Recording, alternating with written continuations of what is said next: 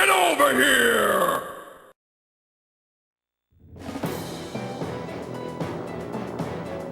After Elincia's meeting with Valtome, the Crimean royal knights returned to the capital of Melior, leaving the border villages between Crimea and Gallia completely undefended. The Benion's central army crosses the border once more, but Crimea makes no move to march against it. Valtome sees this in action as a sign of Crimea's capitulation to Benion's demands.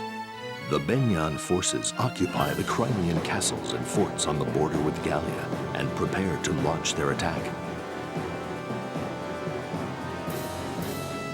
The Lagoon's alliance finally makes its way back to Gallia, but word of Benion's approach allows them no time for rest. The news that Gallia's ally Crimea has allowed Benion to travel through its lands comes as a great blow to the Lagoon's alliance. And we're about to get word as to why they can't really do much against Benion in this situation. Yeah, it's not like Crimea's being entirely neutral on this. But they're kind of getting their hands forced. Yeah, and like the Knights did take a hit. Yeah. Last time, not even counting the personal stake we had in it. Goodness gracious. Like, let's just move on from that, shall we? According to our scouts, the enemy has split into two forces. One is east of the Erz Mountains. The other is approaching from the north by crossing through Crimea. So, they plan on flanking Gallia from the north and east. If we don't stop them, this is gonna hurt. Agreed. What is the Crimean army doing? From what the scouts have said, nothing at all. I'm guessing they're waiting to see how everything pans out. Crimea let Benion pass without a fight? What about their alliance with Gallia? It's not that simple, Crimea. Benion is Crimea's suzerain state. It's difficult for Crimea to refuse Benion's demands. A what? Someone explain to me what that means. How can I explain this? Alright, how's this? Benion still holds political power over countries that want independence from them. Anything you want to add, Ike? Don't look at me. I always thought the whole idea was ridiculous. Never mind what it means. Has Crimea broken the treaty with us? Not as such. I didn't say it was right, just that it was complicated. It's not complicated at all. Crimea has betrayed Gallia. We cannot let this pass. How dare— Control yourself, Crimea. You're acting like a fool. My apologies, Your Majesty. It's just— I doubt that Crimea has sided with Benion. Queen Elincia is very clever, and I will not stop trusting her judgment just yet. She most likely allowed the Imperial army to pass through her lands in order to avoid a slaughter. Oh, hey, these guys are— Hey! Who is this Bayor queen who warrants so much trust? Please, enlighten us. She is a delightful woman, both in manner and in reign. Her late father, King Raymond, and I forged an alliance between Beork and Laguz. We sought to bring our peoples closer. She has taken her father's ideals as her own and strives to create a country where anyone, Beork and Laguz, can live free and in peace. How times have changed. I never could have dreamed of a time where such a Beork ruler would exist. I must admit, I still have doubts.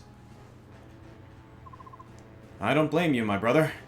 Change has been slow, but the circle of acceptance in Tellius has been widening. As you can see, both Leanne and I have many Beork friends. Queen Elincia of Crimea is one of them. Look at all three of them together. Both the king and Rayson speak well of this woman. Is she truly so special? She truly is. But right now, that's beside the point. The most important thing is, Elincia will never betray her allies in Gallia. I couldn't agree more. We can trust her.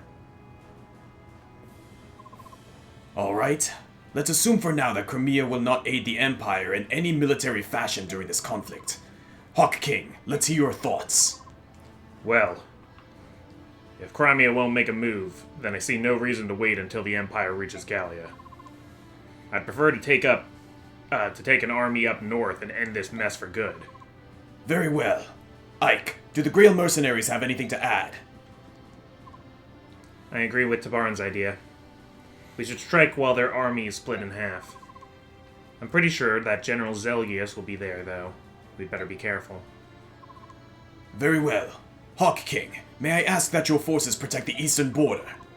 While they do that, I would like you to lead our strike force to the northern border. Take Ranulf with you as well. Send me to your majesty. Please. Let me reclaim my honor. I beg you. I second that, your majesty. Crimea is perfect for this mission. Ranulf? Very well. Will you look after him, Hawk King? Sure, I can handle him. He's easier to keep under control than you are, Lion King. He's all yours, then. Now, everyone, prepare to leave before daybreak. We are all depending on you. Tabarin and Kanangus go way back. Yeah, no, you can tell they both like to rib each other, but in a very like It was very respectful too. Absolutely. They're both like, yeah, we're kings, but let's be honest, we're kind of brothers at this point. Yeah. I love voicing Kanangus. I think he has a really badass voice. Yeah. Alright, so we got a couple of armies to deal with here, so let's see how this pans out. We'll be right back, guys. Welcome back, you two. Kivka, apologies for worrying you. You persevered through many difficult battles. We are glad to have you back in one piece.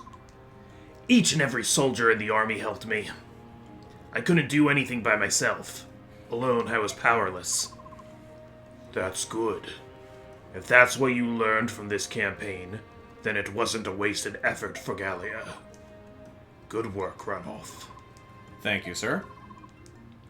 Skirmir, come here. I have something from the king. What is it? It's a Satori sign. It is said to bring out the hidden power of the Lagoons. Amazing. Here, it's yours. Ranulf, you should take it. What? Why? The king said it was for you. Yes, but you've been looking after me. It's a sign of my appreciation. Skirmir. Very well, Ranulf. This is yours to keep. Alright. Thank you, sir. Skirmir, you reply to his thanks. Yes. You're welcome. I am grateful for your continued support. Of course, General. if there are two people who can rein in Skirmir, it's Givka and Kanangus. Yeah. Oh, that's cute. How was it voicing something that deep? Pretty good. I could probably go deeper. I'm just going easy right now. Like, remember when I played Cho'Gash? Oh my... that play we were in, and everything was down here.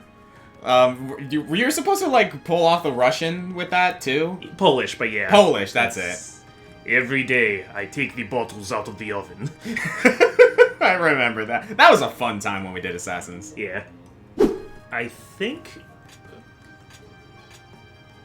Boyd can use a crossbow, just not a regular bow. What? Yeah, see if you can trade Sheenan's crossbow to Boyd. Where's Boyd? He's up. I know, but try it.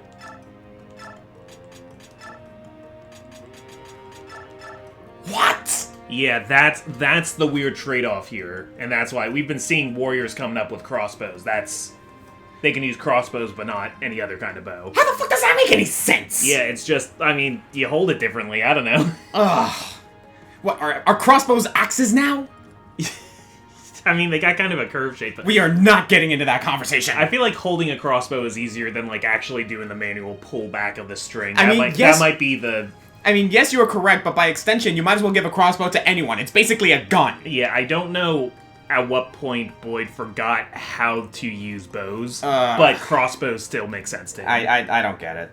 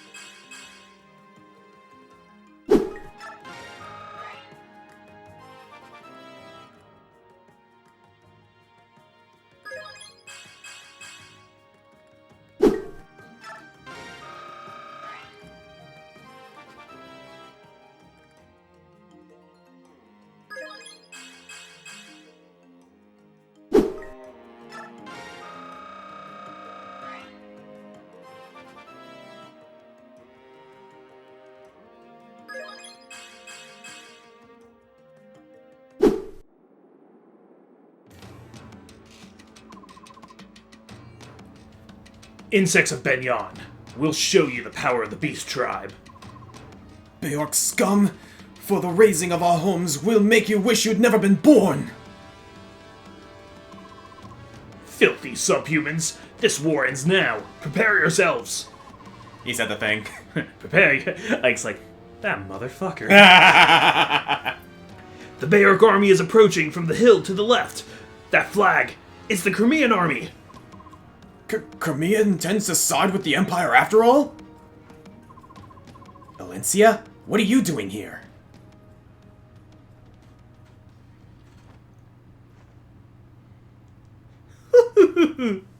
Finally, they see the light and are coming to fight with us. Excellent. Took them long enough. I suppose when you have the brain of a gnat, these things take some time to sink in. I am Queen Elincia of Crimea. I have a message for the commanders of both armies. I am here to declare the will of Crimea and its people. Crimea has been ruled under the ideals of peace and equality since the reign of my father, King Crimean. As such, I cannot and will not allow you to spill blood upon our land. Therefore, I demand that both the Lagoon Alliance and the Imperial Army leave Crimea at once. Withdraw our troops? You foolish girl. We will not be ordered about by the proclamations of a peasant like you.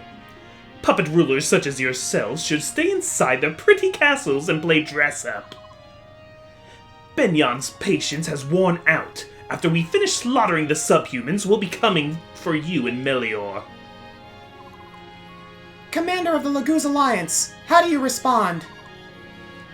You have some serious guts jumping in the middle of a battlefield all by yourself. But your high and mighty beliefs don't change the fact that Benion must answer for its crimes. Step aside. Very well. I've heard from both commanders. Then, this is Crimea's answer. We will not sway from our ideals. My countrymen stand united. We will not use force, but we are willing to do whatever it takes to end this here and now. What? Have you lost your mind?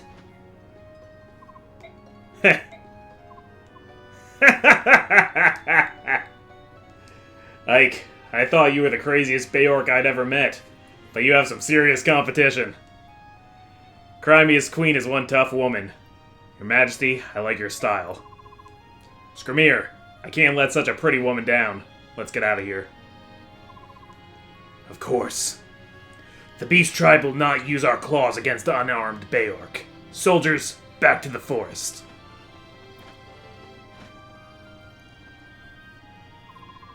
Thank you, King Tabarn. This is only temporary. The war between the Lagoon Alliance and Benion isn't finished yet. Yes, I understand that. Even so, I want you all to know where Crimea stands in this. Hey, you and I should get together and chat sometime. I'll be seeing you again soon. Are you flirting, Tabarn? Yo, Elincia is one hell of a queen. I think I ship it. Oh no! Elincia and Tabarn? Oh. Tabincia. No! Oh dear lord. Oh no. General Zelgius, what are your orders? Shall we launch an attack? No. We will withdraw. Are you certain, General? Could you cast aside your weapon while surrounded by armed soldiers? I don't know, sir. No, probably not. Queen Elincia has done something that even I would be hard-pressed to do.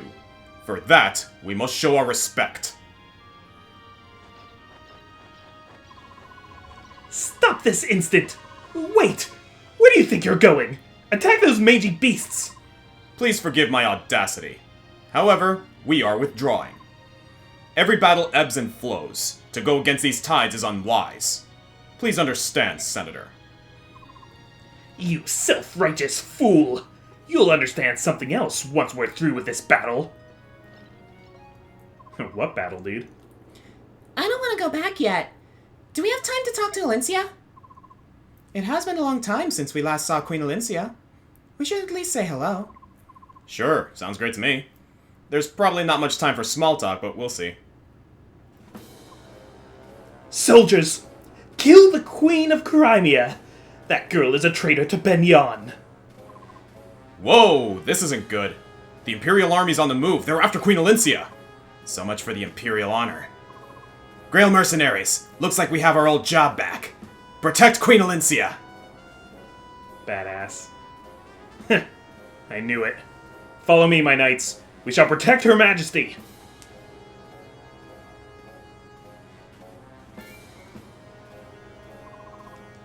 Kill every living thing that stands in our way. Show them that the Senate, controls this pathetic land. Of course, Senator Valtome. I'd be happy to kill the wench. So, yeah, badass move on Elincia's part. Yeah, and, yeah, so Zelgius took most of the troops back with him, but a few people who were personally assigned to Valtome Yep. are under his command. So this turned into a much smaller scale battle. Which, honestly, I think is what Elincia was kind of expecting. And here's the thing.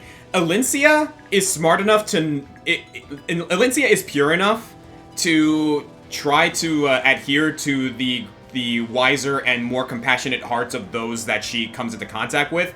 But I think she half expected this too, otherwise these guys wouldn't be here. Yeah. She knew full, like, I'm pretty sure she knew full well from her brief meeting with Valtome that this was inevitable. So here's the problem here, is that we have an unarmed Elincia in the middle of the field. Alright, so we basically just have to protect her. Yep. Alright. That's our first priority, and then we need to rout the rest of the enemy. Alright, in that case then, we are gonna need someone who can basically... Can she be rescued? Maybe it would have to be somebody with pretty good constitution. The only character I can think of that can possibly do that is Har. Yeah. We'll try it out. I'm gonna put Har up here so that he can at least... Even if he can't pick her up, he can he can at least, like, protect her. Act as the vanguard and give her some much-needed protection. Not that Elincia is necessarily helpless. She may not have a weapon, but she can hold her own. She can dodge tank a couple things. Exactly. So, in that regard, oh, this is easy. These trees give us a perfect opportunity to basically just form a wall here and let these guys come to us. Yeah. This is a lot of units, but we have a Gatry, we have an we have a Nephany, and we have an Ike. We have a Gatry. I have an army. We have a Gatry. Better yet, we have an Ike. Yeah. Alright, let's do this. Let's choose our units. Yeah. So, here we go. As mentioned, we already agreed on Har. We're going to bring Gatry with us. Considering that we gave him some bonus experience, Nephany, Boyd, and Mia, and Soren as well. Yeah. That's 8 units out of 14 so far. We're gonna need a healer. Mist, You're on. I think we should bench Jill this time. Okay. Because we're gonna need some serious power here. I say we bring Titania. Okay. I also say we bring Sheenan and Rayson. Yeah. All right. 2 more. I'm thinking... Oh, wow. Yeah, maybe... Maybe we are bringing Jill and Reese. Yeah, Jill and Reese, yeah. Mm-hmm. Because, like, these guys unless you want to go for, like, Janif? It would be nice to have another like, super powerful flyer, right? And Janif is... He may be a Lagoos, and Lagoos are super freaking, like, nerfed in this game. He's still really good. He'll tank when he has energy. Mm-hmm. What do you think? Should we bench Jill and get Janif in here, or do we wanna invest in Jill? I mean, my short term is saying that Janif might be better for this mission, but my long term brain is saying Jill's more valuable in the long run. I kind of wish we gave a little bonus experience to Jill then, to be honest. But yeah, I think this is fine. Yeah. Like, Jill has like weapons to spare for the most part. Yeah, I think this is our team. Okay. We do still have a Lagoos with us in the form of Ranulf. Does Ranulf have the okay, why don't we give him Janif's the Olivey Grass. Or the Lagoon Stone, whichever it is. Let me see what these guys have. I think we only have Olivey Grass. Oh, well, yeah, let's take it from... Let's give him some. We'll take it from Olki, and we'll give Mordecai's to him as well, just in case. Okay. Alright, repositioning. We're going to put Har up there. We're also going to put Titania up there as well. These two will act as the vanguard and give Elincia some support. Meanwhile... Gatry, Nephany towards the front to be the wall. Yes. Nephany and... Some of these guys have swords, right? Actually, quite a few of them have swords, so I think the other one is going to be Ike, who's going to, like, form a wall over here. Okay, Rayson can help him get up there. We are going... I'm actually going to have Boyd step forward, like, first. Okay. So that he can, just basically come up and crash into this guy. Speaking of which, so we discovered that he can use crossbows. Yeah. I think I may have included that bit in the, preparations bit, but what the hell? I'm still kind of like... Yeah, so that's... I'm still a little bit annoyed by that, I'm not That's gonna them lie. going off of how he could use bows in the last game. Mm-hmm. I think he'll get regular bows back when he upgrades. Right. Maybe- Once he becomes a Reaver, but maybe, we'll I'm not worry sure. about that later. So for now, yeah, if we can form a wall of 3 units here after taking these guys out, then these guys will come crashing in there, but they won't be able to do much because they'll only be able to attack like Yeah. each person at least once. I think we're set. All right, let's do this. Hey, important note about Shinan that we failed to mention the last time we used him. As a marksman, he increases the range of his bows by 1. Are you... Oh my god, I didn't even consider that. Every bow is a longbow now. Oh, nuts. Alright. Well, here's another thing about this chapter that I'm hoping we can get to, but I'm not entirely sure yet. This is a lot of units. Yep. So, a lot of experience, and as such, who knows? You know? Could be, who knows? Let's give it a shot. First of all, I'm going to open up with Soren. Could be. Who knows? Yeah. It's only just out of reach by the dock on a beach. Maybe tonight. I actually haven't seen the new West Side Story movie yet. I need to. Steven Spielberg directing West Side Story is pretty exciting to me. Interesting. I might be a classicist, but... Hot damn, Boyd.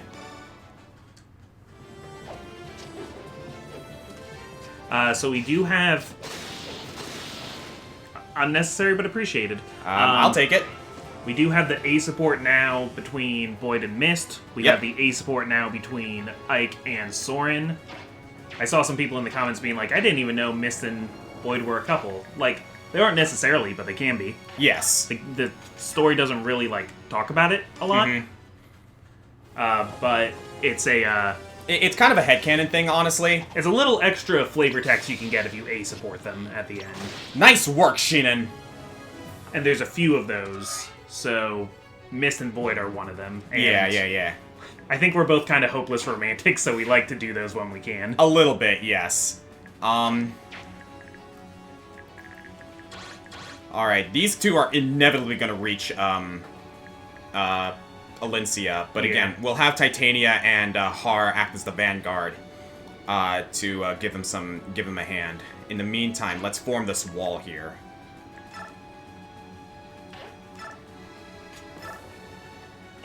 I kind of want to damage him first, so Jill, get in here. Okay.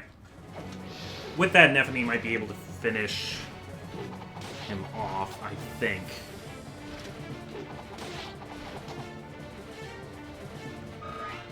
Oh, even better. Like, I've realized that Nephany is also just really, really great for forming walls because of that daunt ability she has. Yeah, because she also supports everybody else at the wall. Oh, beautiful. Menacingly. Clink. Oh! Oh, okay. You had to do that. Thought it was gonna be Clink.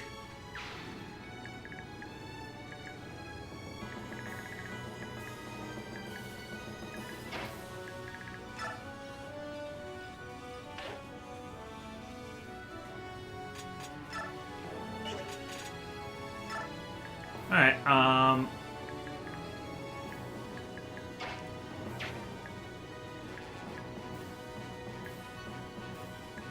What are you thinking? I'm thinking we send Haran Titania up to join Elincia. They don't need to make it all the way yet. Mm-hmm. And maybe we can use Racin to get Reese up to heal Nephany, and then Ike to pick up Reese. I see what you're getting at, yeah.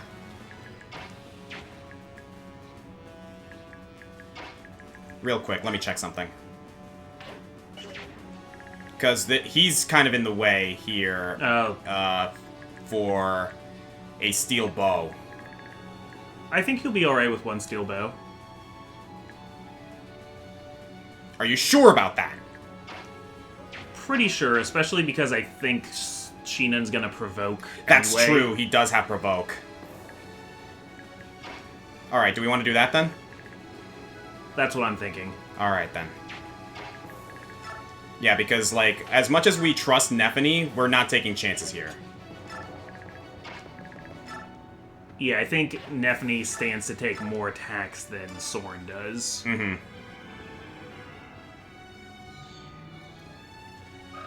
And as a nice little bonus, Racin will heal any damage Soren takes. Yep.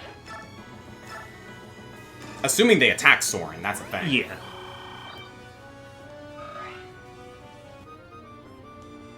Alright, and this actually works out great, because... Rescue? And runoff. Yep. The runoff rescue. Alright, and we'll have, these guys on standby. Yep. I'm actually gonna put you over here to support Boyd. I miss the old rescue system. it went away after Awakening. This was really the last game to have rescue work the way it did for the past 5 games. Kinda, yeah. Awakenings is pretty close. Awakening did the pair-up system, which... One thing I will give Fates, like, improved upon the pair-up system, made it really streamlined. Oh, absolutely. Okay, that guy wants to get attacked by Crimea. This guy also wants to get attacked by Crimea.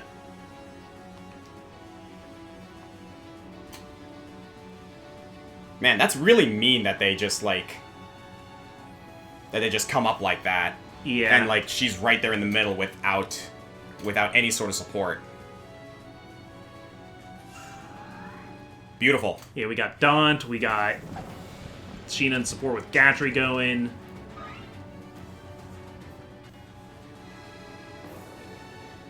Oh yeah, they're just attacking Yeah. Sheenan. Yeah, that's the other thing, because he can't counter, they're all like, oh, I want a piece of that guy. Yep, and he's just like, keep coming at me. I'll be fine. That actually works too, because that one horseman couldn't move any further, so now Soren's safe. Yeah. He's here like, did I remember to put out... Oh, missed that. Is that a... That's a purge. That's a purge. Didn't do a lot, but it's a purge. Alright. Did less than 2 paladins could do to Sheenan.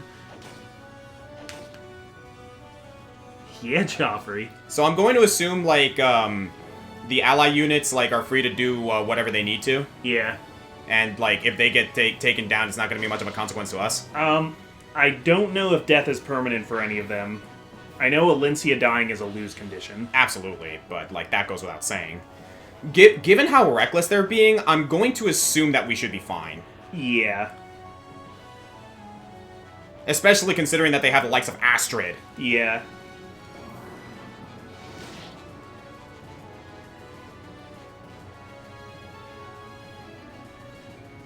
We do get bonus experience For everyone that's survivors. Yes. Good stuff. Physic is so good. Mm-hmm.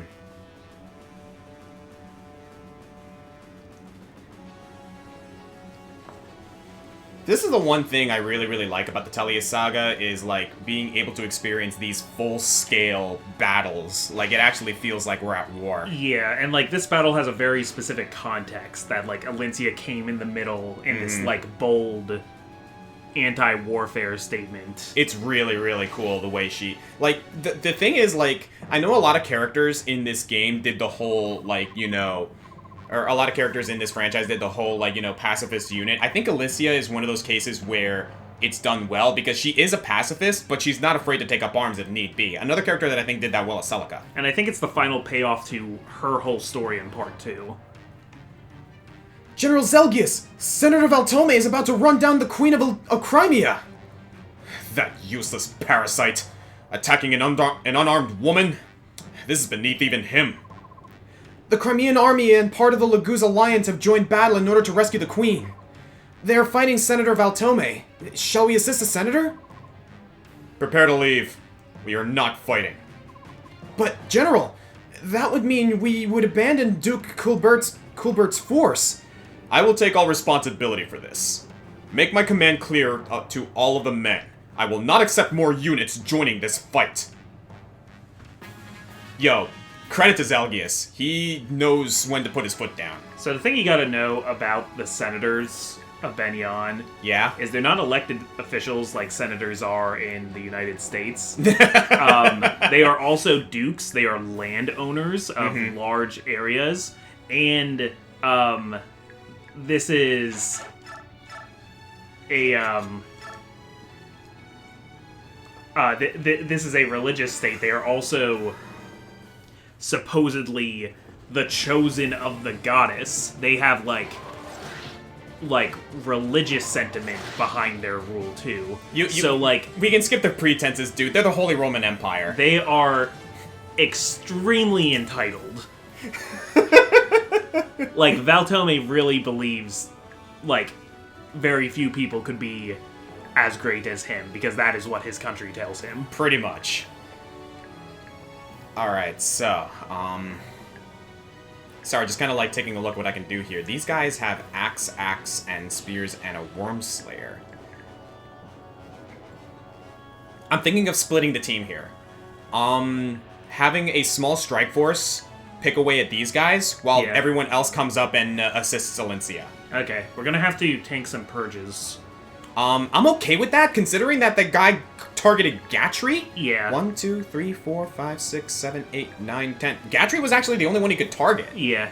So let's just be a little wary. Let's actually do this. Let's actually have Sheenan, Gatry, Nephany, and maybe Soren and Mist hold the line here. Okay. Gatry, I can't stand by and watch you mess this up. You stay by me. Got it. Let me do the dirty work. Great idea. You can count on me anytime. All right, let's actually do this then. Yeah, start with the iron bow.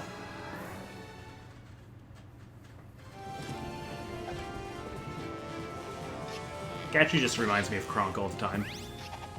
Oh. Well, there's our first Deadeye. There's our first demonstration of Deadeye. You know what's crazy about Deadeye? What? If by some crazy chance they survive it, they fall asleep. It's crazy. Sheenan, I'll make sure to protect you. Think of me as your own private savior, is that okay? Well, okay, I guess. How much you gonna pay me? Kidding, I got no problem with it.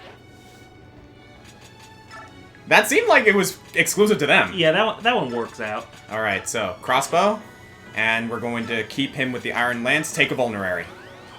Admitting that he's kidding is somehow nicer than Sheenan normally is. Yeah, it is. Alright, and we're going to keep Nephany here. Yeah, this actually works out just fine. Okay. So. All of that. Yeah.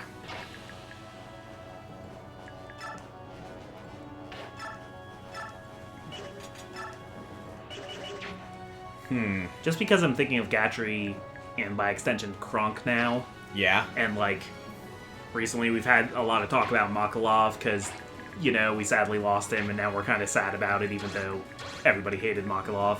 I've been brainstorming around this idea lately that's going to come into a character study I'm working on. Yeah. You may have seen it on my Twitter, or if you're on the Patreon Discord for Green Scorpion. But I've just been asking people, I guess, about characters, like unintelligent characters, like Patrick Star and stuff like that. Just like what makes them work and what makes them not work. When is like a dumb character funny for being dumb or endearing for being dumb, and when are they just annoying, or you like still hold them accountable for their stupid actions, or you so if anybody in the comments has input on that, I'm just kind of collecting as many opinions and raw data as possible. If there's any stupid characters that you think are poorly written, drop them in the comments. Ones I'm getting a lot are Patrick Star in the later seasons of SpongeBob, Cosmo in the later seasons of Fairly Odd Parents. Honestly, like, I was actually having this conversation as well, because we were talking about it in the Discord, right? After you brought it up. Oh, yeah, I need to catch up with that actual Discord. Yeah, and, a lot of, like, one major conversation that, like, was brought up a lot is the fact that a lot of cartoons, as particularly in Nickelodeon, like, have those kinds of characters that just, like, if a series just goes on for way too long, it just becomes inevitable that a character is going to be the way we said it is flanderized. Yeah, and like we've kind of like brought that up like every now and again. Like that's the most common form of flanderization, I feel like, is dumb character gets dumber. Yeah, and like I honestly feel that it's just super unfortunate that like Patrick kind of got that bit stuck with him, because like if you ask me, Patrick used to be an extremely endearing character. Yeah. Like he was very entertaining. He was the classic example of a high intelligence, low wisdom character. Because, again, we're talking about a character who is smart enough to, like, help SpongeBob with his driver's test, like, among other things. Like, he shows some very, very, like, valid instances of, like, actual intelligence. Or, like, he has good ideas and he executes them wrong. Exactly. Or, like, usually in the, like, easiest, quickest example is, like, hello, is this the Krusty Krab? No, this is Patrick. Like, you get why he doesn't understand it. Like, you can see what he's misunderstanding. Exactly, and, like, I kind of miss those things. Like, one of my favorite examples is when they're painting Mr. Krabs' house, and he's like, what? Like, if he hadn't hung up that stupid dollar in the first place, I mean, it's not like it looks any different than any old regular dollar. Why hang it? You could just put up any old dollar bill up on the wall. No one will know the difference. And I'm like, that's so smart. Patrick, and yet, take out your wallet. I don't see where you're going with this. Hey, $1. Like, come on, that's so funny. Yeah. Like, that is super smart. Like, why couldn't they lean on that? Like, keep on leaning on that, you know? Yeah. Like, I really, really miss those types of instances where, like, it was a situation of, like, yeah, you have a really smart idea. Or, like, use it. You mean she puts on airs? Like, that's a case of, like, Patrick has, like, heard of something smart and is trying to use it, and it's, like, just outside of his understanding. Exactly. So he's, like, trying to be a little smarter than he is. Like, I really wish we got more of that. Like, we did get plenty of that in the first 3 seasons, but after the SpongeBob movie, things just started going a little bit downhill, unfortunately. Yeah. I mean, writers either run out of ideas, or they feel the need to keep upping the ante, and that's why characters get flanderized. Exactly. Like, don't get me started with The Simpsons. Yeah. Homer's another great example of, like, he's lost all of the, like, loving his family, the charm of it, and he's just gotten dumber. Pretty much. Yeah, I'm just, like, keeping an eye on everything here. And, you know, like, Peter Griffin from Family Guy just gets, like, worse and worse and becomes more kind of, like, mean in his stupidity, too. Honestly, everyone in Family Guy has gotten to the point where they are just terrible people. I mean, they were terrible people to begin with, but, yeah, it gets to the point in Family Guy where I'm just like, how are you all still alive? Yeah. Like, the only reason you're still alive after all this is cartoon logic. Yeah.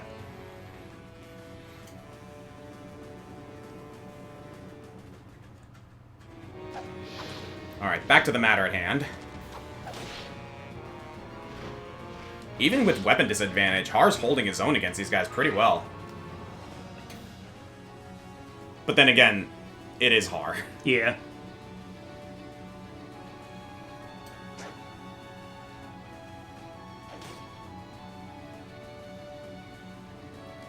Yeah, like, I can think of plenty of characters that I think, like, are written dumb, Yeah. but, like, still very, very endearing characters. For example, like, one of my favorite examples is, like, Larry Butts. Like, Yeah. Larry does have, like... I've seen some people list him as a bad example, though, too. See, for me personally, like, that's just a situation of, like, it happens so often that it gets frustrating. Yeah. But if we're looking at the original trilogy, like, I've always thought it was endearing. But that's just me. Yeah. I mean, also, there's no accounting for taste, you know? There's Yeah, of no, course. Everybody's gonna draw the line somewhere else. Like, I guess, like, I guess that, like, could also just speak for pretty much any type of archetype. Like, I don't like the ditzy type of characters. For example, like, you like Sarah, I find her insufferable.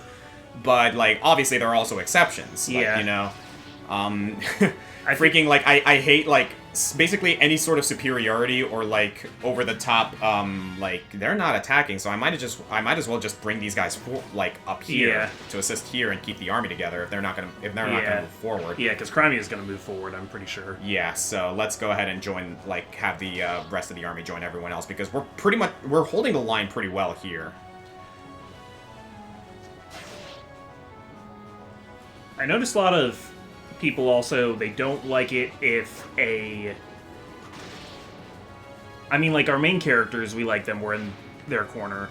So if somebody makes life harder for our main characters, we don't like them. And when it's a villain, like, great, because we get to fight the villain, we get to punch their face in. But when it's somebody who's supposed to be an ally, audiences get really... So that's like Makalov, where people are like, what does Makalov even do? Why does he, like... And, like, to the point where, like, some people would rather let him die than, like, be inconveniencing everybody in the army. One example that our friend Joe brought up in that regard is Ryuji from Persona 5, and while I personally adore Ryuji as a character, I can understand where his stupidity would get frustrating, because it's like, you know, you're supposed to be Phantom Thieves, shut the fuck up. Yeah, I get that opinion. I think of... Maybe not if they're, like, super dumb all the time, but, like, back during, like, Avengers Infinity War. Yeah. The whole, like, Star-Lord situation. Yeah. Where they almost have Thanos and Star-Lord loses his... And even though it was in character, I think, like, the fan base really turned on Star-Lord then. They were like, we had it!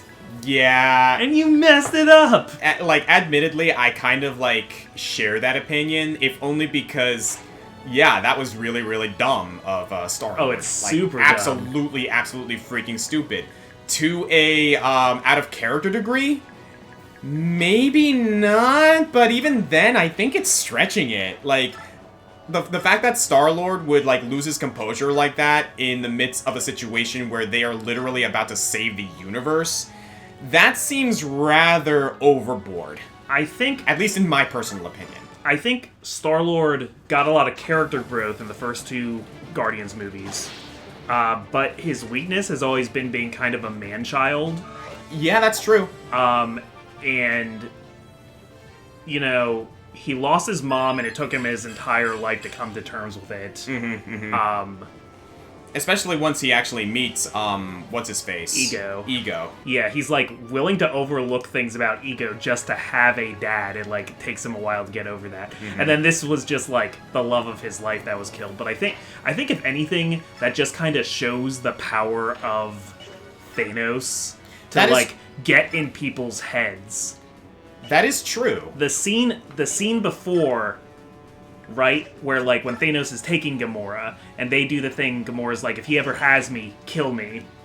And, you know, you're like, oh, this is the arc for Star-Lord. He's lost a lot, but he's never had to sacrifice before. He has to agree that him losing something is better than the universe being doomed. Yes. And he does it. He pulls the trigger, and Thanos, motherfucker, lets him pull the trigger, and...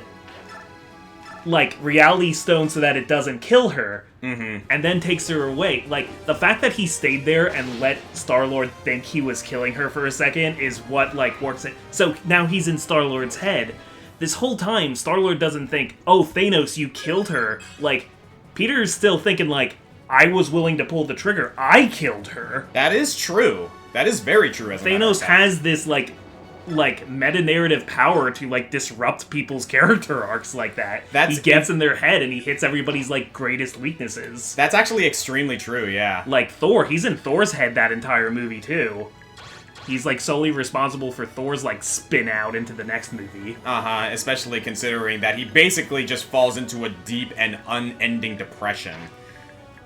That said, though, like, everybody's opinion is still valid, and, like, it is still noticeable that was, like, a bridge too far for a lot of people, and I find that really interesting. That is and true. And that's what I want to examine. And that actually, like, leads to one of those things where it's like, you know, is that the fault of the writer, or is that just something that came out of the narrative that just gives people more to talk about? Yeah, because as the audience, we have an omniscient perspective, and we're looking at the whole movie like, okay, the goal is to stop Thanos. Mm-hmm.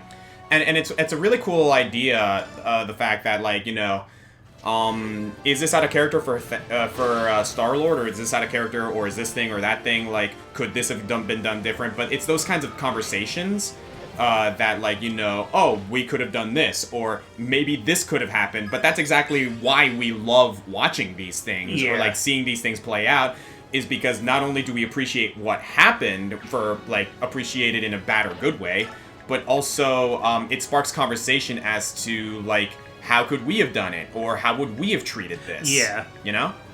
And that's one of the cool things I like about just media in general, and just entertainment and everything. Ike is here all by his lonesome, about to take on 3 Cavaliers, and he's just all for it right now. He got his old job back, protect Queen Elincia.